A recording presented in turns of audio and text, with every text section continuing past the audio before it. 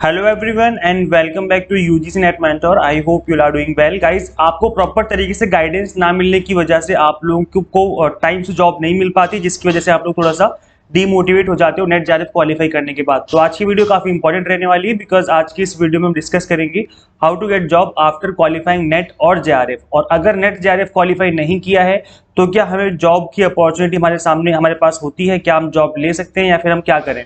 तो दोनों की बात करूंगा। अगर नेट क्वालिफाई कर लिया तो भी आपके लिए वीडियो इंपॉर्टेंट है, और अगर नेट जेआरएफ क्वालिफाई नहीं किया तो भी आपके पास काफी सारी अपॉर्चुनिटीज होती हैं, उसके बारे में भी आज की इस वीडियो में हम बात करेंगे। तो चलिए स्टार्ट करते हैं, डिस्कस करते हैं इस टॉपिक को। That is most important topic. और गाइस, जैसे मैंने आपको बताया था कि इस चैनल पे ना सिर्फ आपको मैं यूजीसी नेट की तैयारी करवाऊंगा, बल्कि आपके करियर को बिल्ड करने में भी आपकी काफी हेल्प आपको इस चैनल से मिलेगी।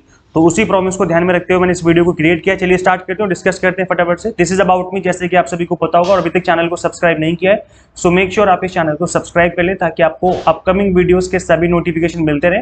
टेलीग्राम ग्रुप ज्वाइन नहीं किया तो कर लेना, और वहाँ पे भी आपको टाइम टू टाइम अपडेट मिलते रहते हैं। और गाइस, जैसे कि आप सभी को पता है कि मैं 3 ईयर असिस्टेंट प्रोफेसर का एज ए टीचर रह चुका हूं, मैंने टीचिंग करी है, तो मुझे अपने एक्सपीरियंस के बेस पे पता है। मैंने 2-3 जगह इंटरव्यू भी दिए हैं यूनिवर्सिटीज़ में अलग अलग, तो काफ़ी कुछ मुझे एक्सपीरियंस हो गया चीज़ों का, किस तरीके की चीज़ें होती हैं। तो उसी एक्सपीरियंस के बेस में मैं आपको बताऊंगा कि किस तरीके से आपको जॉब लेनी है। अगर आपने नेट जेआरएफ क्वालिफाई कर लिया है और नेट जेआरएफ क्वालिफाई नहीं किया है, दोनों की बात करेंगे हम। गाइस देखिए, अगर आपने नेट या जेआरएफ क्वालिफाई कर लिया तो सबसे पहला ऑप्शन होता है आपके पास पीएचडी करने का, because this is the best time. अगर नेट क्वालिफाई हो गया या जेआरएफ क्वालिफाई हो गया, this is the best time, because student सोचते ये हैं कि हम पहले 2-3 साल जॉब कर लेंगे, उसके बाद हम देख लेंगे जॉब, उसके बाद हम करेंगे पीएचडी। तो अगर आपको पीएचडी करना है, आपने सोच रखा है पहले से कि पीएचडी करना है, तो फिर गैप मत करो, फिर तो डायरेक्ट एडमिशन ले लो पीएचडी में। कुछ यूनिवर्सिटीज में नेट भी एग्जाम्प्टेड होता है, ओनली इंटरव्यू होता है, जबकि जेआरएफ तो हर जगह एग्जाम्प्टेड होता है एंट्रेंस एग्जाम में। जेआरएफ के लिए तो कोई एंट्रेंस एग्जाम होता ही नहीं है, अब फिर भी आपको फॉर्म फिल करना पड़ता है। फॉर्म फिल करो और उसके बाद इंटरव्यू होगा, देन उसके बाद आपका सिलेक्शन हो जाएगा। अब गाइज मैं आपको बता दूं कि पीएचडी में सिलेक्शन करवाने का क्या तरीका है। तरीका ये है कि जिस भी टॉपिक पे आप रिसर्च करना चाहते हो, वो टॉपिक ऐसा टॉपिक होना चाहिए जिस टॉपिक के टीचर एक्चुअल में, मतलब जो प्रोफेसर हैं वो एक्चुअल में उस यूनिवर्सिटी में अवेलेबल होने चाहिए। जैसे एग्जांपल के तौर पे, वैसे तो होते हैं जनरली, लेकिन अगर वहाँ पर कुछ शॉर्टेज ऐसे टीचर्स की, तो मेरा पीएचडी में एडमिशन नहीं होने वाला। जैसे मैं आपको बताता हूँ कैसे। सपोज करो मैं कॉमर्स की फील्ड से हूँ और मुझे फाइनेंस में करना है पीएचडी, फाइनेंस की किसी टॉपिक पे करना है मुझे पीएचडी। अब अगर मैं किसी यूनिवर्सिटी में एडमिशन लेने जाता हूँ, तो उस यूनिवर्सिटी में फाइनेंस वाले जो प्रोफेसर हैं जो पढ़ाते हैं फाइनेंस, उनकी शॉर्टेज है, मतलब वहाँ पर केवल 1 या 2 प्रोफेसर हैं, वो भी बिजी हैं, मतलब उनके पास ऑलरेडी पीएचडी कैंडिडेट्स हैं उनके अंडर। तो ऐसे में मुझे वहां पर एडमिशन मिलना काफी मुश्किल हो जाएगा। तो मैं क्या करूंगा, जिस भी यूनिवर्सिटी में, देखो मैं चालाकी भरा तरीका आपको बता रहा हूँ पीएचडी में एडमिशन लेने का। पहली चीज तो आपका जो टॉपिक है वो ऐसा होना चाहिए कि मतलब रेलेवेंट हो, करंट से हो। अगर करंट टॉपिक उठाओगे तो बहुत हाई चांस है कि आपका एडमिशन जल्दी हो जाएगा। करंट हो, रेलेवेंट हो आपकी फील्ड में। और इसके अलावा गाइस आप ये चीज देख लेना कि जिस टॉपिक पे आप पीएचडी करने जा रहे हो, उस टॉपिक के प्रोफेसर जो हैं वो अच्छे मात्रा में अवेलेबल होने चाहिए यूनिवर्सिटी में। तो काफी एडमिशन के काफी हाई चांस हो जाएंगे, अदरवाइज पीएचडी में एडमिशन होना भी काफी मुश्किल हो जाता है। तो ये था गाइस पीएचडी के बारे में। और गाइस पार्ट टाइम पीएचडी और फुल टाइम पीएचडी क्या होती है, क्या कौन सी बेस्ट है, कैसे करें, क्या क्या रिक्वायरमेंट होती है, इसके ऊपर ऑलरेडी मैं वीडियो बना चुका हूँ, उसका लिंक आपको दे दूंगा इसी वीडियो के डिस्क्रिप्शन बॉक्स में। अगर आप कंसिडर कर रहे हो कि पार्ट टाइम पीएचडी करो या फुल टाइम पीएचडी करो, तो उस वीडियो को देख लेना। उस वीडियो को देखने के बाद आपकी काफी हेल्प हो जाएगी, चीजें समझ में आ जाएंगी। अब गाइस हम बात करेंगे असिस्टेंट प्रोफेसर जॉब के लिए कि आपने नेट जेआरएफ क्वालिफाई कर लिया है, तो अब जॉब कैसे लें, क्योंकि ये एक बहुत बड़ा इंपॉर्टेंट क्वेश्चन है। क्योंकि होता ये कि आप लोग पढ़ रहे हो, अभी स्टूडेंट हो, आपने नेट जेआरएफ क्वालिफाई कर लिया, बट आपको पता नहीं, आइडिया नहीं कैसे करें, फ्यूचर में क्या होगा। तो गाइस देखिए, यहाँ पर मैं आपको बता दूं कि जो गवर्नमेंट कॉलेजेस होते हैं उसमें ये 3 तरह की वैकेंसीज आती हैं। ये स्टार्टिंग की जो 3 तरह की वैकेंसी हैं वो आती हैं गवर्नमेंट कॉलेजेस में या गवर्नमेंट यूनिवर्सिटीज में। पहली होती है एडहॉक बेसिस। एडहॉक बेसिस में क्या होता है कि इसमें जो आपकी सैलरी है वो सेम, जैसे परमानेंट प्रोफेसर होते हैं उनकी जितनी ही होती है, सेम सैलरी मिलती है, लेकिन आप परमानेंट नहीं होते। आप एक तरीके से ये मान लो कि कॉन्ट्रैक्ट बेसिस पे कह सकते हो, या इनफैक्ट उनका तो कॉन्ट्रैक्ट भी नहीं होता, बस सिलेक्शन होता है 1 सेमेस्टर के लिए या फिर 1 ईयर के लिए। तो एडहॉक का मतलब है कि 1 सेमेस्टर या फिर 1 ईयर, इस तरीके से जो है आपका सिलेक्शन हो जाता है, और उसके बाद फिर आपको रिन्यू करना पड़ेगा। मतलब रिन्यू में कई बार क्या होता है, आपको दोबारा इंटरव्यू देना पड़ जाता है, और कई बार विदाउट इंटरव्यू भी आपको कंटिन्यू कर लेते हैं। तो ये होती है आपकी एडहॉक वाली वैकेंसीज। ये वैकेंसी जो है दिल्ली यूनिवर्सिटी में बहुत पॉपुलर है, यहाँ पर ज्यादातर एडहॉक वैकेंसीज ही आती हैं, और अभी कुछ टाइम से परमानेंट भी आ रही हैं, लेकिन एडहॉक बेसिस पे ज्यादातर टीचर रखे जाते हैं डीयू में। और इसके अलावा गाइस अदर यूनिवर्सिटीज में भी आपको एड हॉक वैकेंसीज देखने को मिल सकती हैं। इसके बाद आती है आपके second contract basis. Contract basis में गाइस क्या होता है कि इसमें आपका कॉन्ट्रैक्ट बनाते हैं और सपोज करो 1 साल का कॉन्ट्रैक्ट है, 2 साल का कॉन्ट्रैक्ट है, 3 साल या 5 साल का कॉन्ट्रैक्ट है, इतने टाइम तक आपको पढ़ाने का मौका मिलेगा, देन उसके बाद आपको निकाल दिया जाएगा। तो कॉन्ट्रैक्ट बेसिस पे एक तरीके से सपोज करो 2 साल का है तो आपका 2 साल के लिए जॉब कंफर्म है, 2 साल के बाद आपको निकाल दिया जाएगा। तो इस तरह की जॉब भी वैकेंसीज भी आती हैं और इसमें भी आपको ट्राई करना है, ट्राई हर जगह करना है, इसमें भी ट्राई करना है, इसमें भी ट्राई करना है। ये मत सोचना कि यार ये तो अच्छी नहीं है, हमें निकाल दिया जाएगा बाद में, तो ऐसा नहीं है। तो आपको इसमें ट्राई करना है, बिकॉज एक बार आप जब यहाँ चले जाते हो और जब आप टीचिंग करते हो, 1 सेमेस्टर ही पढ़ाओ चाहे 1 ईयर पढ़ाओ, उससे आपको बहुत अच्छा खासा एक्सपीरियंस हो जाता है, आपको पता हो जाता है कि इस फील्ड में कैसे बढ़ना है, क्या करना है। वो चीजें आपके लाइफ में बहुत मैटर करती हैं, इसकी वजह से कोई भी अपॉर्चुनिटी छोड़नी नहीं है आपको। और थर्ड और मोस्ट फेवरेट वैकेंसीज हैं सभी स्टूडेंट की, सभी कैंडिडेट की, जिसकी वजह से सभी लोग यहाँ पर मेहनत कर रहे हैं, that is permanent government assistant professor.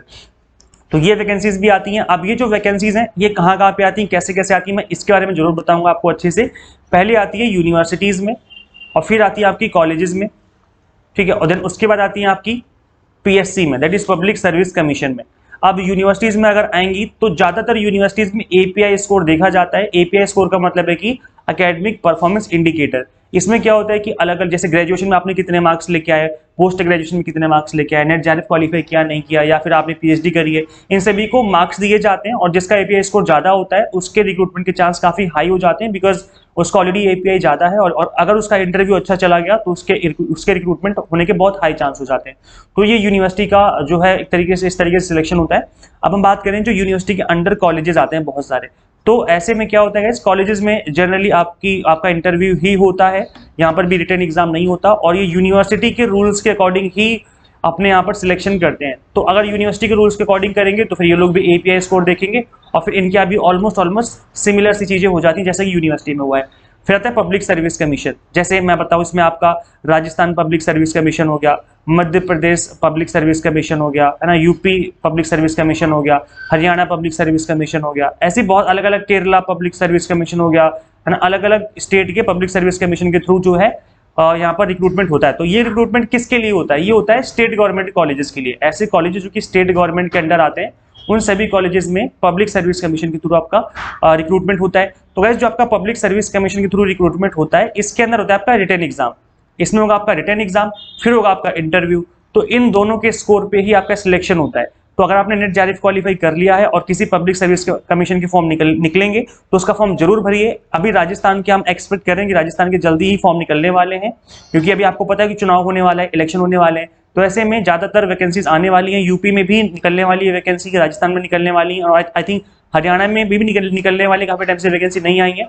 अलग अलग स्टेट में वैकेंसी निकलेंगी, बिकॉज आप सभी को पता है कि इंडिया में ऐसे ही होता है, जब चुनाव आते हैं उससे थोड़े दिन पहले, 6 महीने, 1 साल, 2 साल पहले ही वैकेंसी आती है बहुत सारी। तो ये जो वैकेंसी आने वाली है, अब मैं आपको बता दूं कि इसमें कैसे आपको करना है तैयारी। जो रिटन एग्जाम होगा इसका सिलेक्शन होता है, जो आपका नेट जेआरएफ जो आपका सिलेबस था ना यूजीसी नेट में, सेम वही सिलेबस होगा, 100% सेम सिलेबस होगा, बस थोड़ा सा अलग होगा।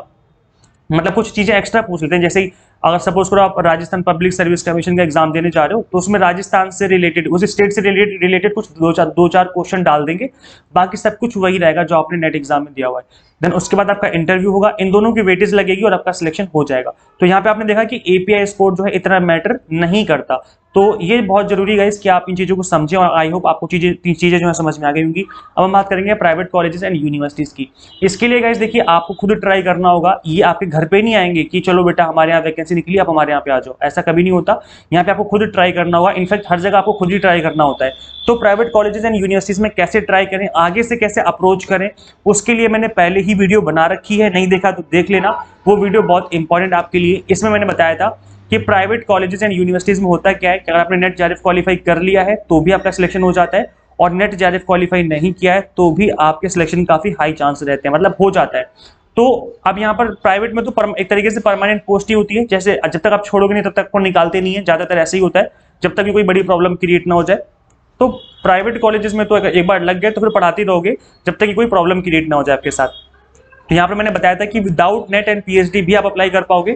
यहाँ पर मैं प्राइवेट कॉलेज की ही बात कर रहा था, तो अगर आपने नेट जेआरएफ क्वालिफाई कर लिया है या क्वालिफाई नहीं किया है, सभी लोग प्राइवेट कॉलेज में भी ट्राई कीजिए, बिकॉज ये भी आपके पास काफ़ी अच्छा मौका होता है। मैंने कि प्राइवेट में सैलरी काफ़ी कम होती है गवर्नमेंट के कंपैरिजन में, लेकिन यहाँ से जो आपको एक्सपीरियंस मिलता है, आपके सब्जेक्ट पे आपकी कमांड हो जाती है, वो बहुत ही अच्छा होता है आपके लिए। मतलब एक तरीके से आपके बहुत हाई चांस हो जाते हैं कि आपको गवर्नमेंट में भी हो जाएगा, बिकॉज गवर्नमेंट में जब आप इंटरव्यू देने जाओगे या रिटर्न एग्जाम दोगे तो वो भी आपके सब्जेक्ट पे कमांड देखेंगे, और कमांड आपकी अगर होगी नहीं तो सिलेक्शन होगा नहीं। तो ऐसे में अगर आपने कुछ टाइम पढ़ा लिया प्राइवेट में 1 साल 2 साल, तो उसके बाद अगर आप ट्राई करते रहेंगे गवर्नमेंट में तो डेफिनेटली कहीं ना कहीं आपका हो जाएगा। तो इसलिए घर ना बैठो, जितने जल्दी करियर स्टार्ट करोगे उतना बेहतर होगा, इसलिए हर जगह ट्राई करते रहो। और अगर आपने 2 साल 3 साल अगर घर पे बैठ गए ना तो फ्रस्ट्रेट हो जाओगे, आपको लगेगा कि नेट जेआरएफ करके गलती कर ली। तो इसलिए घर पे नहीं बैठना है, फ्रस्ट्रेट नहीं होना है, हर जगह ट्राई करते रहो, कहीं ना कहीं हो जाएगा आपका, आज नहीं तो कल, 1 महीने बाद, 2 महीने बाद, 6 महीने बाद, कहीं ना कहीं आपका डेफिनेटली हो जाएगा। ठीक है, आई होप आपको सारी चीजें समझ में आ गई हैं।